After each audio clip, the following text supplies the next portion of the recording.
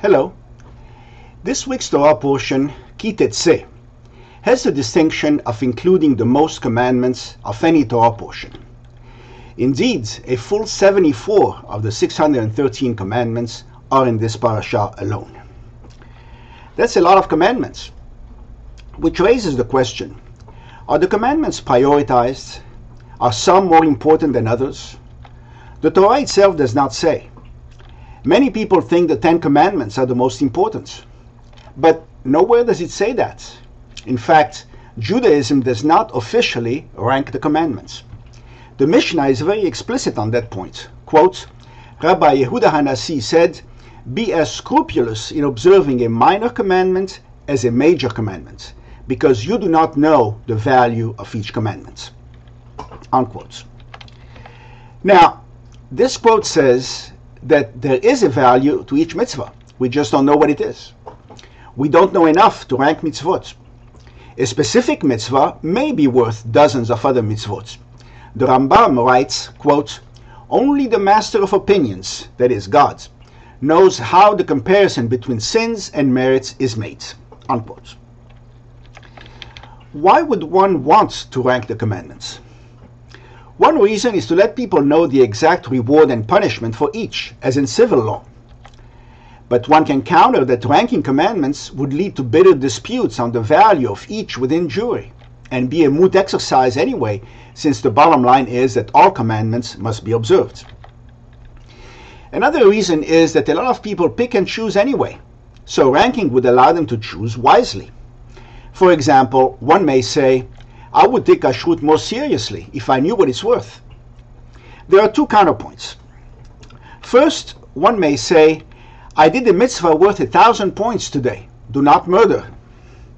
So I don't need to bother with one worth only 5 points. Do not eat shrimp. Second, one may say, I earned 20,000 points so far, so I can afford to lose 500 by stealing that new car that I like. An implication of the latter is, stay away from saints. They may decide to cash in some of their points on you. Yet, in spite of the absence of ranking, some commandments still stand out. For example, the 10 Commandments, the Noahide laws, or the commandments that seem rational. The 10 Commandments are felt to be of more immediate relevance than the rest, perhaps because they affect our lives, our daily lives, so directly. Included in them are the big three, the cardinal sins of Judaism: idolatry, sexual immorality, and murder. They are the only 3 commandments one may not break even to save a life. Pikuach nefesh. The 7 Noahide laws are applicable to all mankind, not just to Jews. The Talmud says, quote, Our rabbis taught, the sons of Noah were commanded 7 precepts to establish courts of justice and to refrain from blasphemy, idolatry, adultery, murder, robbery, and eating flesh cut from a living animal.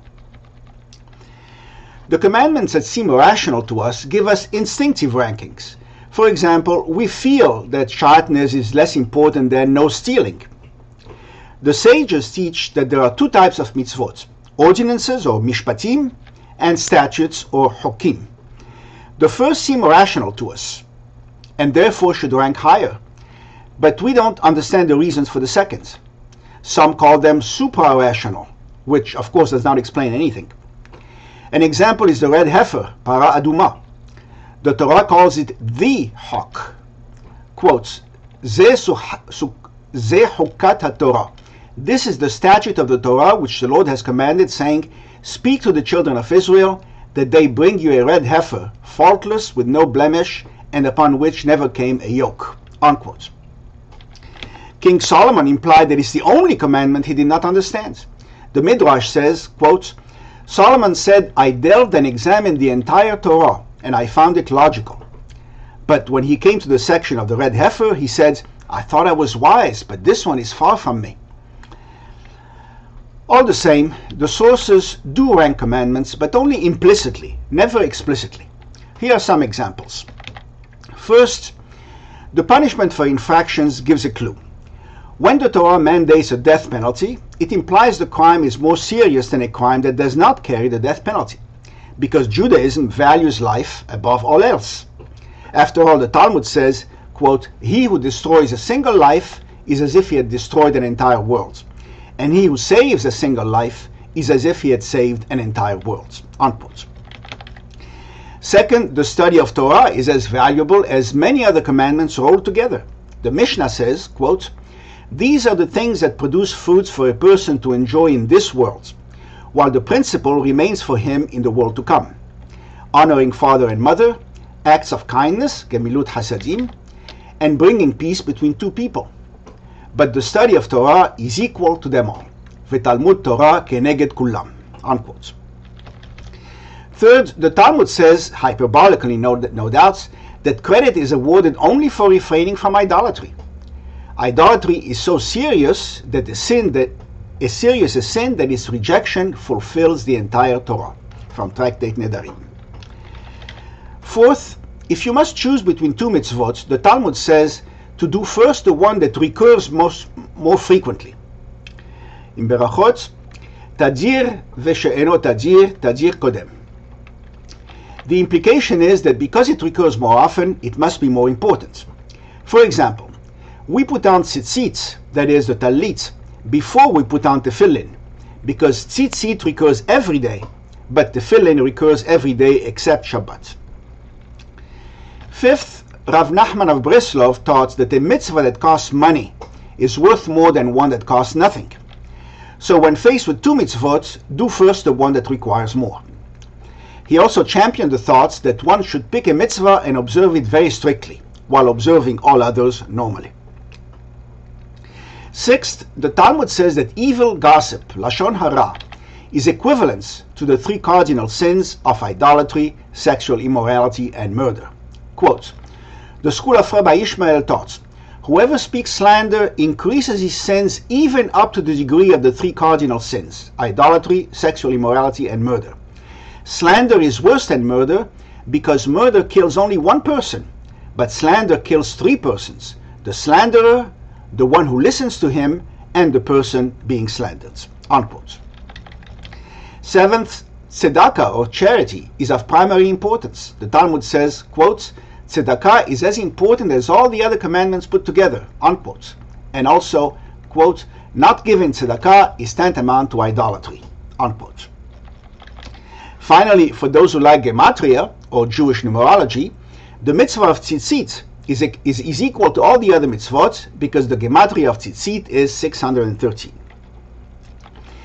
Another teaching is that the value of a mitzvah is not necessarily fixed. It can vary. The Mishnah says, quote, Ben Hehe said, according to the effort is the reward, unquote, implying that mitzvot that require more efforts count for more. The Talmud adds, quote, one mitzvah involving pain is worth 100 mitzvot that do not, unquote. Contemporary Rabbi Dessler notes that someone born into an observant family will receive relatively little reward for observance because it took little effort. Keeping commandments is automatic for him. Conversely, someone born in a non-religious family will receive much reward for being observant and very little, if any, punishment for not spending many hours a day studying Torah. The Talmud also says, quote, Rabbi Hanina said, he who is commanded and does stands higher than he who is not commanded and does, unquote. The reason is that he who is commanded and does may not want to do it, so he earns credit by overcoming his reluctance. Whereas he who is not commanded and does definitely wants to do it. So, to conclude, should the commandments be formally ranked? It's a good question. The Talmud frequently concludes inconclusive discussions with teku, which means let it stand. So, teku. Shabbat shalom.